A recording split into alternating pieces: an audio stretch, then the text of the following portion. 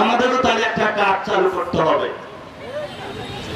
সেই কার্ডের সম্মিলিত নাম দিব আমরা হলো জুলাইয়ের গাদ্দার কার্ড। সরকার চালু করেছে প্রবাসী কার্ড, কৃষক কার্ড, অসংখ্য কার্ড চালু করেছে এবং সেই কার্ডগুলো যেই ভিত্তিতে বিতরণ করা হচ্ছে, ভিত্তি একটা ছাত্র দল করতে হবে, যুব দল করতে হবে, বিএনপি করতে হবে। যেই গরিব মানুষ সারাদিন ইনকাম করে 100 টাকা ইনকাম করে, 200 টাকা ইনকাম করে, আমার পকেটের ট্যাক্সের টাকা কেটে নিয়ে যেই মানুষটা গত 1 বছর চাঁদাবাজি করে কোটিপতি হয়েছে, যেই মানুষটা হলো কবরে চলে গিয়েছে, পৃথিবীতে তার অস্তিত্ব বিদ্যমান নাই, সেই মানুষটার নামও তারা কৃষি কার্ড বিতরণ করছে। আমাদেরও তাহলে একটা কার্ড চালু করতে হবে। সেই কার্ডের সম্মিলিত নাম দিব আমরা হলো জুলাইয়ের গাদ্দার কার্ড। এই কার্ডের কয়েকটা শাখা প্রশাখা হবে। একটা কার্ড হবে সন্ত্রাসী কার্ড, এটা দিব আমরা যুব দলকে। একটা দিব টেন্ডারবাজ কার্ড, চাঁদাবাজি কার্ড, এটা দিব ছাত্র দলকে।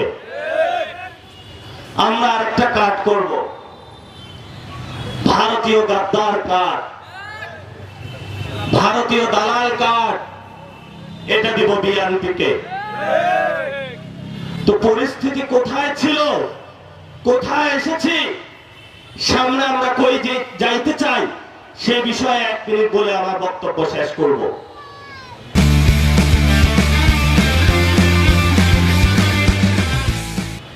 বিএনপির ভাইদেরকে কথা বললেই রাগে ক্ষোভে চোখগুলা লাল লাল করে এখানে আশেপাশে ঘোরাফেরা করতেছে।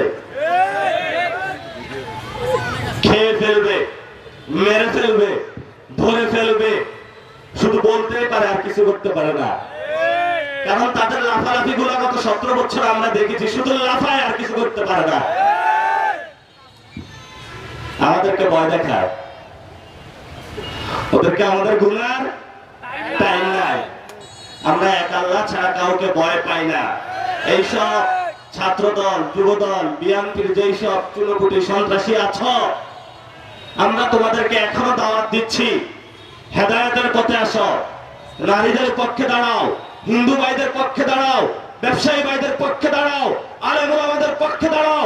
শহীদ উসমান হাদি ভাইয়ের হত্যাকাণ্ডের বিচার করো, 1400 শহীদের হত্যাকাণ্ডের বিচার করো, যারা আহত হয়েছে তাদের হত্যাকাণ্ডের বিচার করো, যারা পঙ্গু হয়েছে তাদের প্রতিনিয়ত যে যন্ত্রণার মধ্যে দিয়ে যাচ্ছে সেই মানুষগুলোর জীবনের অঙ্গহানির বিচার করো, এবং বাংলাদেশে যারা মানুষের সাথে গাদ্দারি করেছে তাদের বিচার করো।